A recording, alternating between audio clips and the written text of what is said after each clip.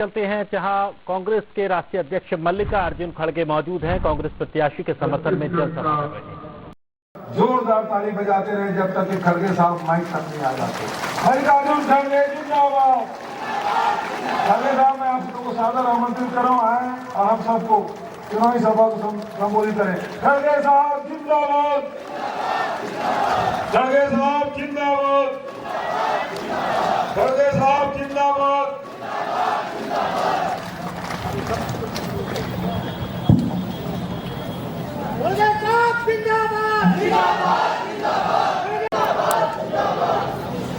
छत्तीसगढ़ के chief minister जिन्होंने अपने 5 साल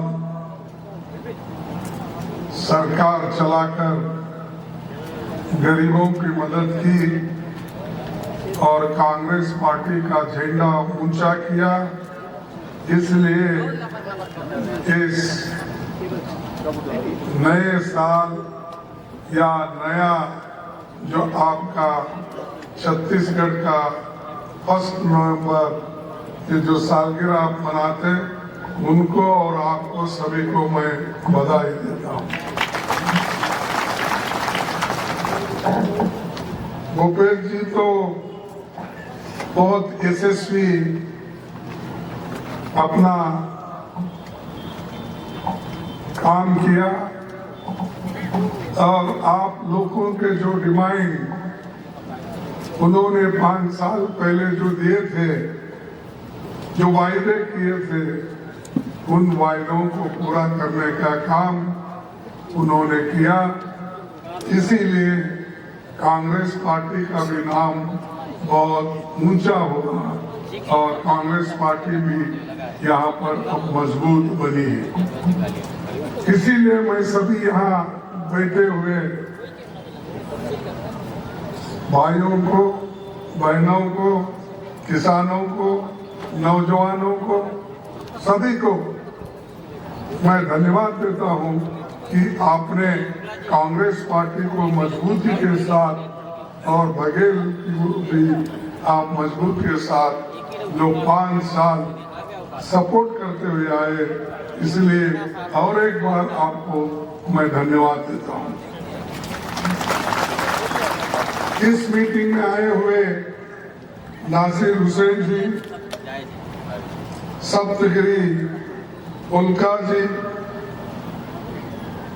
श्रीवेलु प्रसाद जी, श्रीमती माहेश्वरी बघेल जी, जिला अध्यक्ष, मीडिया के मेरे सारे दोस्तों और सुकमा विधानसभा और छत्तीसगढ़ के सारे मेरे भाइयों और बहनों और इस मंच पे बैठे हुए सारे मेरे साथी, मैं इस चुनावी भाषण में सिर्फ आपको वोट मांगने के लिए ही नहीं आया। मैं यहाँ पर जो आया हूँ और आपसे विनती करूंगा, एक तरफ तो हमको लबर बहुत कर चुनाव जीतना है, इधर उधर, लेकिन सबसे ज्यादा समाज को बचाना है और संविधान को बचाना है और लोकतंत्र को बचाना है, देश को बचाना है। ये सबसे बड़ी बात है। अगर आज बहुत लोग बहुत से बात करते हैं, महात्मा गांधी जी ने अगर आजादी दिलाई नहीं होती, क्या वो नहीं लड़ते, नेहरू जी नहीं लड़ते, वल्लभ भाई पटेल नहीं लड़ते और बाबा साहब अम्बेडकर संविधान नहीं लिखते, तो हम लोगों को फिर वही रहना पड़ता था हमारे जंगलों में। करते क्या है ये बताओ। कोई स्कूल नहीं था, कोई हॉस्पिटल नहीं था, तभी हरीश दिया को लौड़ा गांड मारा गाँव घुसने को। कोई दुकानदारी करने के लिए पैसे नहीं थे, किस्टाराम बैंक्स नहीं थे, ये सब किसने किया? कांग्रेस ने किया। ये कौन हीरो है? और बाकी के लोग तो ऐसा ही आते हवा में। मुझे बताओ, पत्रकारों को क्या मतलब है बुलाने में? बीजेपी ने कैमरा किसी को थमा इस देश के लिए क्या किया? बार बार भाषण करते हैं और टीका करते हैं कांग्रेस ने क्या किया, 60 साल में क्या किया। कभी कभी मोदी साहब ये भी भूल जाते हैं कि उनकी हुकूमत कितने दिन थी, कांग्रेस की हुकूमत कितने दिन थी, या दूसरे पार्टियों का राज भी कितने दिन था, ये भूलते हैं। और हमको हमेशा बोलते हैं कि कांग्रेस ने 70 साल में क्या किया। 70 साल में तो हमने इस देश को बनाया, बड़े बड़े फैक्ट्रियां बन गए, पब्लिक सेक्टर्स बन गए, लाखों लोगों को काम मिला, बच्चों को पढ़ने के लिए स्कूल खोले गए। क्या जो स्कूल इस छत्तीसगढ़ में है, क्या वो सभी मोदी जी ने बनाया? आप बोलिए। नहीं, ये ऐसा बात करते हैं कि देश को आजादी 2014 में ही मिली, इससे पहले आजादी नहीं थी, इससे पहले स्कूल नहीं थे।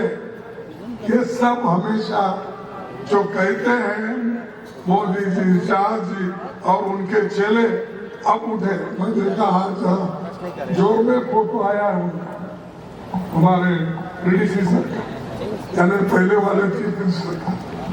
अब तक मैं पहले तो 5 साल में कहीं नहीं देखा था, अब तो थोड़ा पेपर में आ रहा है, उनकी फोटो भी छप रही है। तो आप लोगों ने देश के लिए कुछ नहीं किया। आप समझते हैं वोट मांगने का हक है। अरे हमने देश को कुछ किया है, इसलिए हम वोट मांग रहे हैं। इस देश के नागरिकों की भला की है, इसलिए हम वोट मांग रहे हैं। इस देश के लोग आजादी के लिए, कांग्रेस पार्टी के लोग सूली पे चढ़े, इसलिए हम मांग रहे हैं। इस देश के लोग तिरंगे झंडे के नीचे गांधी जी के उसूलों के साथ, नेहरू जी के उसूलों के साथ हमने कदम पे कदम डालकर इस देश को आजादी दिलाई। और आप कांग्रेस को गालियां देने के सिवाय कुछ नहीं कर। इसीलिए आपको बहुत सोचना है। अब यूं भी वोट हम नहीं मांग रहे, देश के लिए तो कुछ ना कुछ हमने किया। उस वक्त भी मांगे, उस वक्त भी देश के प्रधानमंत्री जवाहरलाल नेहरू जी थे, इंदिरा गांधी थे, लाल बहादुर शास्त्री थे और राजीव गांधी जी थे। इन्होंने देश को अपना योगदान दिया, अपनी जान दी। कोई बीजेपी में देश के लिए बताइए कोई एक ऐसा आदमी जो देश के एकता के लिए, अखंडता के लिए इंदिरा गांधी और राजीव गांधी जैसे नेता लोग जो अपनी जान कुर्बान की, ऐसे लोग उनके पास कोई तो है? कोई नहीं। और हमेशा ये कहते हैं, कांग्रेस हमेशा वोट बैंक की पॉलिटिक्स करती है। हम किसी मसले को उठाते हैं तो वोट बैंक होता है, और वो बार बार बोलते हैं धर्म के नाम पे, जाति के नाम पे, और यहाँ गरीब लोगों को फंसाने के लिए देखिए हमने इस देश के अध्यक्ष पद को, राष्ट्रपति को एक हमने अपने शेड्यूल ट्राइब्स को बनाया। इससे पहले हमने शेड्यूल कास्ट को बनाया।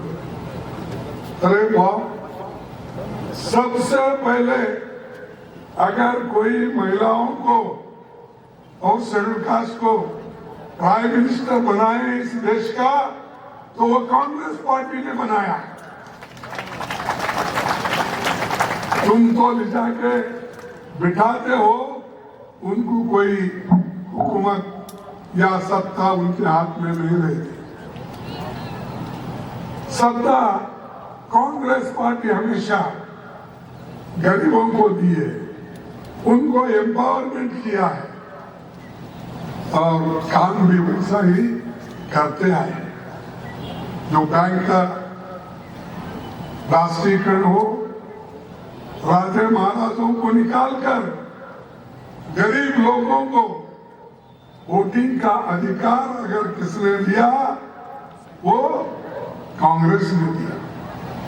गरीब को भी एक ही वोट है, अमीर को भी एक ही वोट है और उसकी कीमत भी उतनी ही है जितना एक अमीर आदमी जो टाटा, बिरला, अदानी, अंबानी ये लोगों को जो है, या पहले के राजा जो भी थे, उनको भी एक वोट का अधिकार है, उतना ही है।